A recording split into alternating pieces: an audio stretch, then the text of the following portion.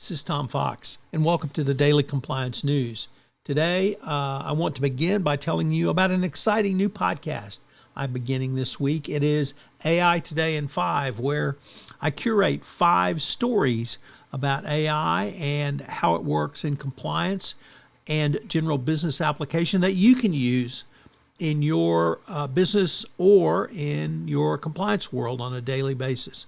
AI Today in 5 has premiered on the Compliance Podcast Network. I'm running it for the month of August. If I can get 1,000 subscribers, I'm going to continue doing it. So please check it out, subscribe, rate, and review wherever great podcasts are listened to. AI Today in 5.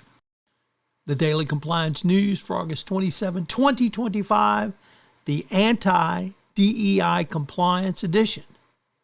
We begin with that story from the News&Observer, which reports that the University of North Carolina System Board is reviewing anti-DEI compliance. Yes, white people compliance is a thing in North Carolina. So apparently you have to, on an annual basis, certify that schools comply with the university's commitment to white people compliance, or they call it institution neutrality and non-discrimination, detailing actions to achieve compliance, meaning, well, get rid of the minorities. What else? So, anti-DEI compliance. Yes, it's a thing under the Trump administration.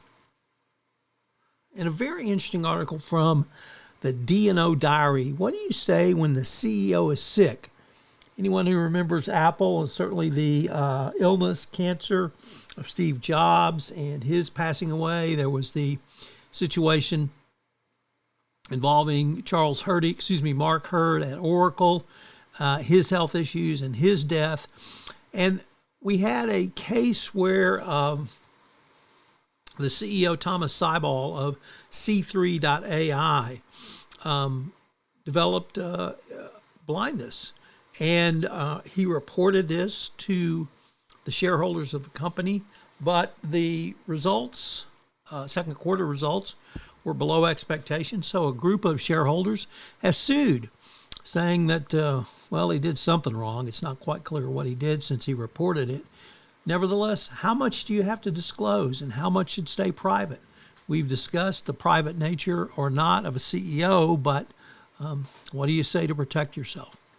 Next up, from the New York Times, Fed Governor Lisa Cook has sued the president over his firing, and the Fed says that it will also sue under this, saying he has no authority to order such firing. Of course, it's based on an allegation, or even probably not even that, a rumor of mortgage fraud. Nevertheless, Trump fires a black governor. Wonder how that could have happened. Our final story is a story about a massive human rights trial involving BNP Paribas, who faces trial over the Sudanese genocide. But the story is about the plaintiffs' lawyers who apparently are fighting each other hand and tooth and nail in a nasty brawl over the alleged victims.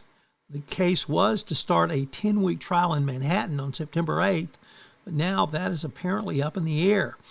This is a very important case and one that should be tried, and it's certainly not unusual to have plaintiffs' lawyers, particularly high-profile plaintiffs' lawyers, snipping each other, but to have it delay a trial because they say they can't work together is another level of order.